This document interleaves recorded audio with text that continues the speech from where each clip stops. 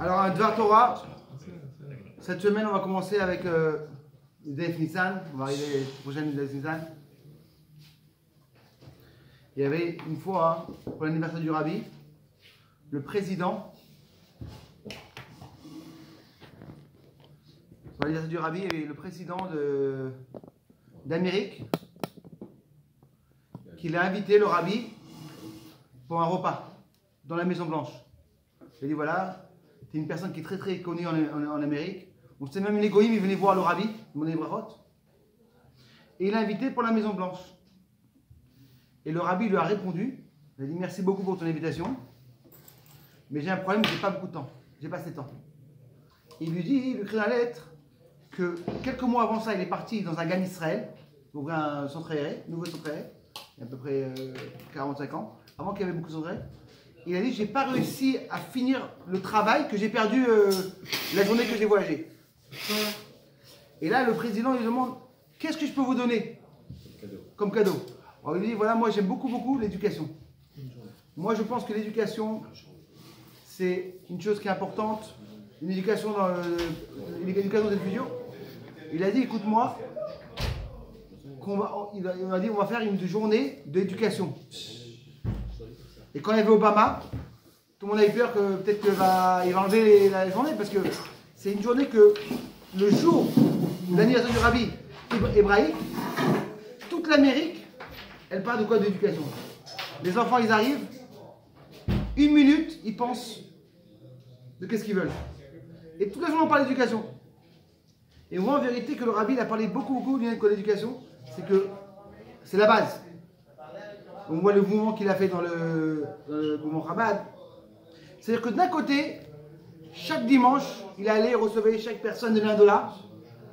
Et il y avait une fois même un jeune garçon qui avait une question, il avait 14 ans, et c'était après la guerre, il avait envoyé à beaucoup de rabbinim.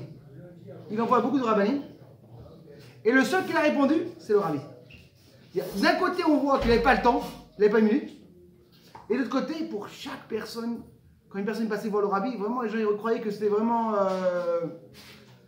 comme si qu'il parlait avec lui. Alors, on va rentrer bientôt dans la fête de quoi? Chag HaCherut, la fête de la délivrance. D'être libre. Et voilà, venons on parle un petit peu d'être libre. On se lève le matin. Il y a des gens quand on se lève le matin vont venir à la choule, mais qui font leur footing. Nous promettons de faire moderni. Après ça, tu vas aller au travail? Non, tu peux pas. À la choule. Minyan. Après, tu veux manger quelque chose? Fais la bracha. Est-ce que c'est cachère? Chez nous, on n'a pas beaucoup ce problème-là, mais quand on était en France, il y avait vraiment des gens, pas à Paris, mais quand tu sors de Paris, les gens ils vont travailler de Paris, c'est va trouver cachère? Non, pas cachère. Combien de fois ça nous arrive qu'on va en vacances? Je me rappelle, il y avait une fois un copain qui était invité, il y avait une personne qui va dans chaque endroit qu'il va, il s'est pris sur lui de faire écouter la Torah pendant le Shabbat. Il n'est pas religieux, c'est un millionnaire, mais il s'est pris sur lui et dit moi je prends que chaque Shabbat, je vais écouter ma Torah. Quand il y va dans les îles et tout, il a une personne qui s'occupe, un arabe qui s'occupe de lui, il lui envoie 8 parchouim avec lui, 8 ou 9 parchouim, il a sa Torah. Il n'est pas. Et une fois, mon copain, ils l'ont invité. Je serai, je Quoi? crois. Je serai, je crois. Il est invité. Il paye le million. Oui, il le paye tout. Il amène tout et ils font million pour lui. Il est arrivé et tout. Ils étaient partis à un hôtel en Italie, un hôtel de luxe, tu vois, vraiment. Et eux, ils arrivent, tu vois, de Paris, avec des sacs de manger, tu vois, du traiteur, des petits sacs très simples. Ils arrivent à l'hôtel. Le mec, il dit, écoutez-moi, je pense que vous avez fait une erreur. Hein. Parce qu'ils ont vu que c'était des repas, des boîtes de manger, tu vois. Il dit, je pense que vous êtes trompé d'hôtel. C'est pas un hostel ici. Hein. Il dit, non, on est là, on est à la liste. C'est-à-dire que tu veux vraiment te faire un kiff? Non, on te dit, non, c'est pas cachère. Tu vas avec des boîtes de thon et. Après ça, une personne avec même de qui avec te marier, la Torah te dit non. Tu as seulement avec une juive, c'est vrai que nous on ne sent pas tout ça en Israël, mais une personne en Chutz Laaretz, des fois vraiment, même cette semaine, il y a quelqu'un qui m'a raconté, une Turque. En Turquie, la communauté est devenue très très petite. Et lui me raconte que sa cousine, Ouais, il y a à peu près 5000 juifs. descend. Et il me raconte que sa cousine, elle a tout. Elle a une bonne parnassa, elle a des amis, elle a vraiment, la chose qui lui manque, c'est le khatan. Elle n'arrive pas à trouver le khatan juif là-bas. Mais elle a une bonne par hasard. Ouais.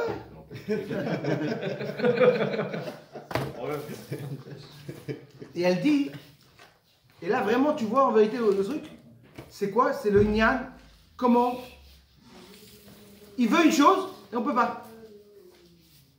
Mais non, tu arrives à la maison, fatigué après une journée, elle va faire un rite. Au milieu de mincha. C'est-à-dire que toute la journée, t'arrêtes pas de courir après la Torah. La Torah, t'as une liste vraiment. C'est le rite de la journée. Eh ben. Mais non, c'est vrai que quand ils étaient prisonniers, ils étaient en prison en Égypte. Mais au moins le soir, tu fais ce que tu veux. Que là, tu es vraiment prisonnier. Et la chose qui est le plus marrant, c'est qu'on va appeler Chag HaCherut, la fête de la liberté. Mais non, si tu vois un petit peu l'histoire, comment ça marche, c'est que les Juifs, ils vont aller sortir d'Égypte, et la première chose qu'on attrape, la Torah. C'est-à-dire que tu me racontes qu'on te prend des serviteurs à toi, tu dis, Ta'avdut Elokim ala Razeh, vous allez devenir comment dire, Avadim, des esclaves devant la montagne. D'un côté, tu as pris des esclaves d'Égypte, l'autre côté, tu as fait des esclaves. Et les gens qui vont dire, écoute-moi, pour moi, c'est plus angoissant.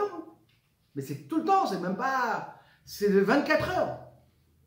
Et après, tu vas faire du business, tu travailles, on dit non. Que du cachère, que ça. Mais comment je peux. Et à la fin du mois, tu as travaillé, tu as vraiment tué. Tu payes tes taxes. Maaser. Vraiment, la Torah se met dans chaque chose pour le mariage, pour manger. Et comment en vérité, tu peux appeler ça la fête de liberté? Maintenant, il faut comprendre en vérité, c'est quoi d'être libre? C'est quoi d'être libre? D'être libre, c'est de faire qu'est-ce qu'on veut. Une des choses qu'on peut voir, c'est le mariage. D'accord? Quand une personne il est mariée, il ne peut pas dire je viens quand je veux. Il est plus libre. Il est plus vraiment un petit peu. Et d'un côté, tu verras les gens qui ne sont pas mariés. Oh là, je viens de me marier, je viens de me marier. Ouais, mec, tu dirais que si ça avait la vérité, mais comment ça se fait? Si ça avait la vérité. Il resterait comme ça. Non, mais même nous, quand on est mariés, d'un côté, ça a l'air qu'on est vraiment, tu sais, faut venir à l'heure, faut le truc, et de l'autre côté, on est content et bon Hachem. Il n'y a pas comme une personne qui est mariée. Et comment ça marche?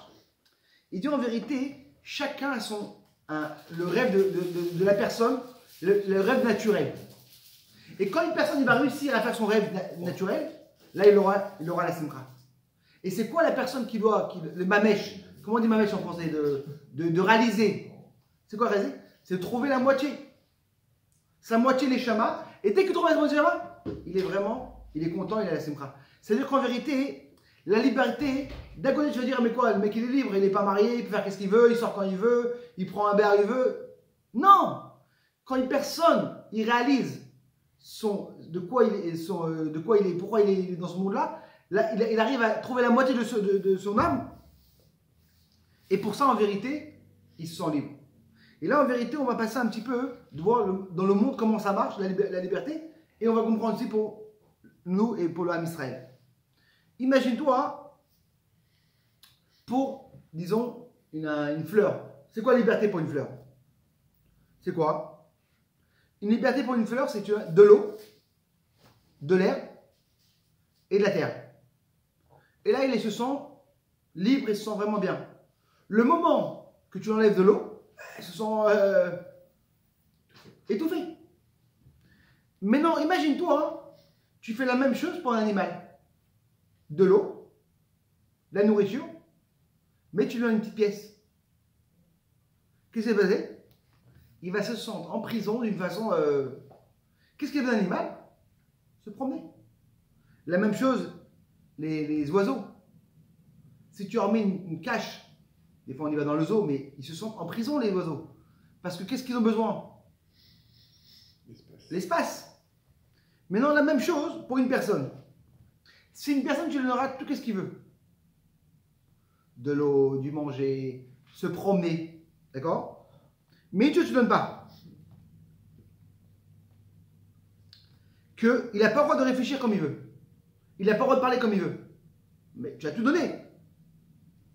Et il ne peut pas faire ses rêves. Il va aller à l'université, non, on ne peut pas. Il veut faire ça, non. Chaque chose qu'il veut rêver de sa vie, il ne peut pas. Il va te sentir en prison. Tout le lien de quoi d'une personne, c'est de sentir libre. Je veux faire mes rêves, je veux penser comme je veux penser, je veux parler. Si demain tu lui fais qu'une personne, non, il pense comme les trucs, c'est pas... Et là, on va comprendre en vérité que le juif, c'est un niveau au-dessus. C'est que si tu donnes à une personne, on a parlé que quand une personne il donne à une fleur, elle a besoin quoi, de l'eau et de la terre. Après, on a parlé quoi, de l'animal, il a besoin de... C'est que chaque niveau, il a un niveau plus haut. Et une liberté de quelqu'un d'autre, c'est pas sa liberté. Et là, on va voir en vérité, c'est que quand une personne a une neshama à l'intérieur, sa neshama, c'est comme tu veux dire, un arbre. Si tu ne donnes pas le spirituel, ils sont en prison. Et on voit ça chez les Baal Tshuva. On voit chez un Baal Tshuva, hein, d'un côté, c'est le moment le plus dur. Il ne peut pas manger à la maison. Il mange des boîtes de dons. Tout est compliqué. Il dit comment c'était? Il dit mon frère, c'était le moment le plus dur, le meilleur de ma vie. Pourquoi? Parce qu'en vérité, il a senti comment ça les schémas devient libre. C'est-à-dire que la liberté d'une personne, c'est ça qui est, en vérité, c'est la vraie liberté. C'est quand tu sens qu'une personne, il peut faire ses rêves. Et c'est quoi en vérité? La neshama, quand elle est fermée, et tu lui donnes comme un animal, elle se sent vraiment complètement... Et quand elle va se sentir en vérité libre, c'est d'accord quand maintenant elle va faire le Torah Mitzvot parce qu'elle sent qu'en vérité il lui manque. Mais on peut expliquer d'une autre façon. C'est quoi en vérité d'être libre? D'être libre en vérité, c'est d'être patron de soi-même. Si une personne n'est pas patron de soi-même, il n'est pas libre. Tu peux trouver des gens qui ont tout dans la vie. Hein.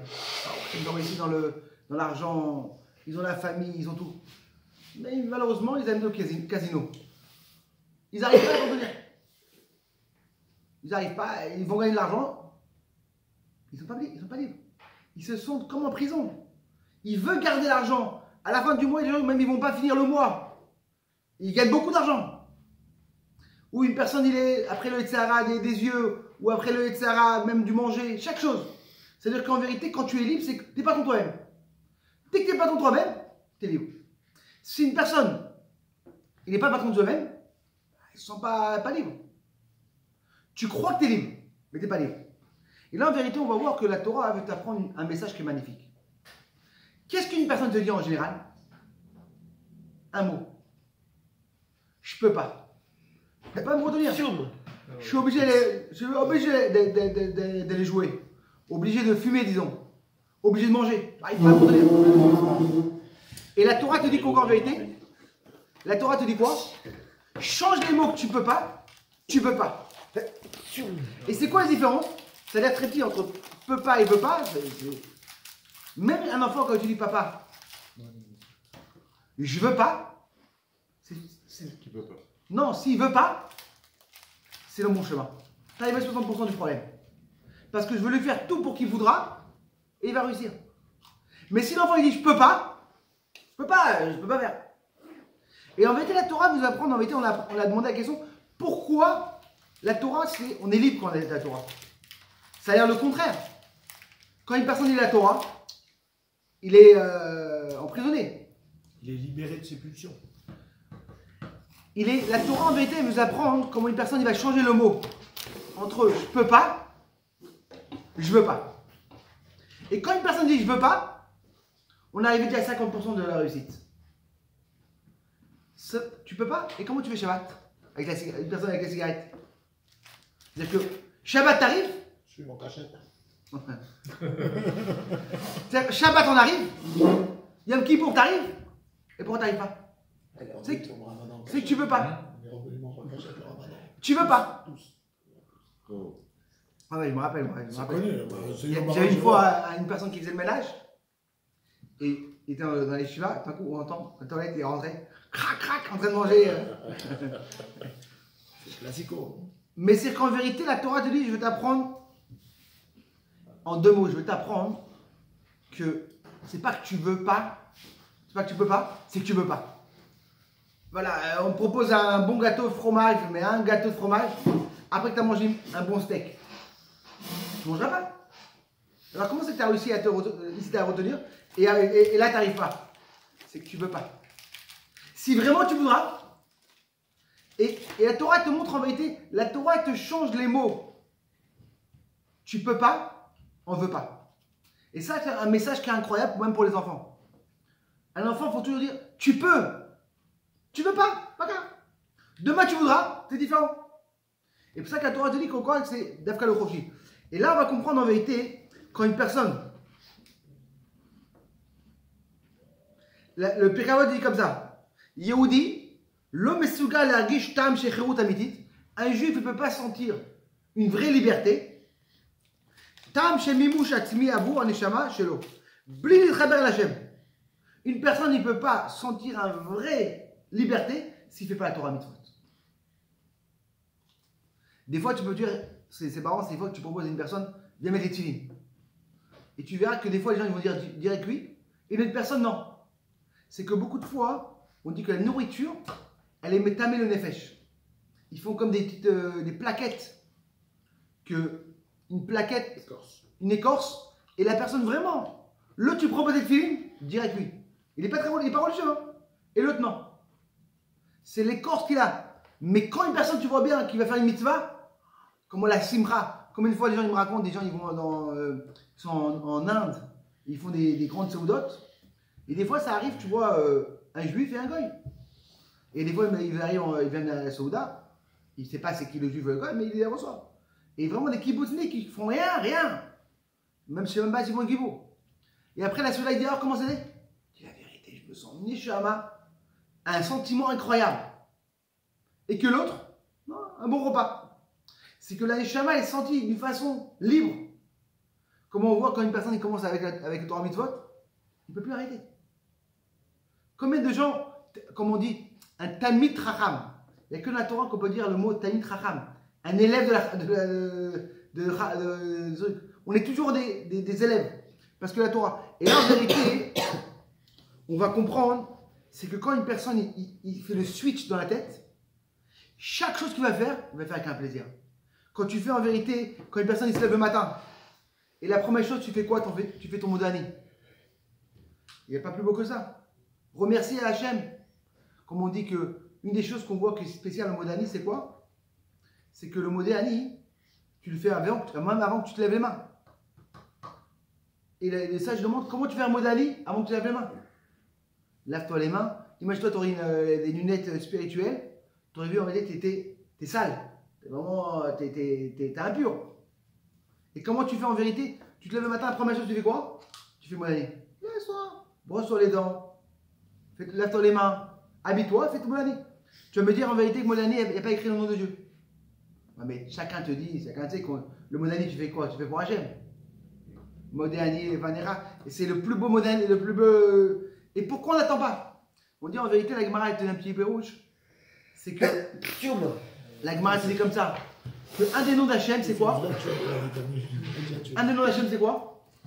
C'est Cohen. Il s'appelle Cohen. Et la Gemara te dit, s'il s'appelle Cohen, comment il a pu enterrer et Moshe Rabbeinu? On sait que qui a enterré Moshe Rabbeinu? Hachem. Et on sait qu'un Cohen n'a pas enterré. Comment il a pu enterrer Moshe Rabbeinu? On dit non. Hachem, c'est le Makor.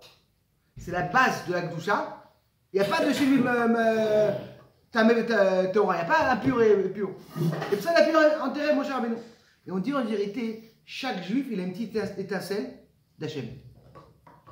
Chelek Elokam Mamash. Il a chacun une petite étincelle. Et en vérité, dans chaque juif, cette étincelle, c'est quoi? C'est comme une boîte noire dans l'avion. Elle pourra te se casser. Et dans la nuit, quand tu dors, tout ton corps, il est impur. Qu'est-ce qui n'est pas impur? Cette petite étincelle. Et qui va crier mot d'année le matin? C'est pas toi. c'est la petite étincelle de Gdusha, le petit étincelle d'Hachem qui t'a mis à l'intérieur, elle écrit Modani. Et pour ça, on fait Modani, la première chose qu'on va se lever. C'est-à-dire qu'en vérité, quand on se lève le matin, c'est pas toi qui dis Modani. Pour ça qu'on dit que c'est tellement important Modani, c'est ta petite Neshama qui vient qui écrit en vérité Modani. Pour commencer en vérité, la première chose. Mais quand tu te lèves, tu dis ah là là, Baruch Hashem, on est là pour se préparer avec Hashem, Modani, avec une Zimra. Et là après, quand tu vas à la Tfila, et c'est qu'en vérité, on peut faire, comme on dit, la même chose. Il y a des gens qui vont dire, mais la Torah c'est la galère. T'as pas de marier comme ça, t'as pas de truc. Mais quand tu vois en vérité que c'est comme un animal ou un homme, tu sais quoi, un homme qui en vérité ils sont libres, c'est quand tu donnes quoi réfléchir et quoi parler. Si une personne tu donnes tout ce qu'il veut, il n'a pas reparler comme il veut et pas réfléchir comme il veut, ils sont en prison. Quand une personne, on y va, on lui prend la neshama et elle peut se parler et sortir, et là en vérité, elles sont libres. Et même quand une personne va faire du business, il va donner sa zaka à la fin du mois. Des fois c'est dur de donner ma zaka et de travailler droit. Mais comme il sait que tout ça c'est pour lui d'être libre, ils sont libres. Et ça qu'en vérité on voit dans le Kriyat Shema. Shema Israël, va'afta et Hashem le kara, bechol et vafra. Bechol et vafra, c'est qu'en vérité il faut aimer Hashem avec quoi? Tes deux cœurs. Mais quoi? Il y a un cœur d'une personne. C'est qu'en vérité on a deux âmes dans nous-mêmes. On a l'âme animale et spirituelle. Et pour ça, des fois, une personne, des fois, il ne s'arrive pas à comprendre. Il va avec Midrash, il va se lever, il va faire sa tefila, il va faire son limoud. Il a un niveau de doucha de folie. Et il sort dehors, et puis le tsara, il attrape, il tombe.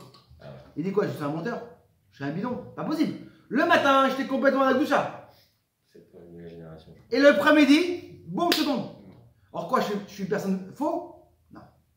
Le matin, c'est ton effet chez Elohim qui t'a attrapé, ton âme spirituelle. Dès que sorti du Beth Midrash, t'as l'âme animale qui est là. Et là, il peut faire tomber. C'est que t'as deux âmes, comme ça le Tanakh nous explique en vérité. Ou bien, caché à Vodachat Bamitor Ava. 3 ou 4 faciles. Quoi? Il y en a 3 ou 4 faciles. Mais il y a deux cœurs. Il est schizo. C'est qu'en vérité, quand une personne il se sent comme ça, il aura la simra dans chaque stade.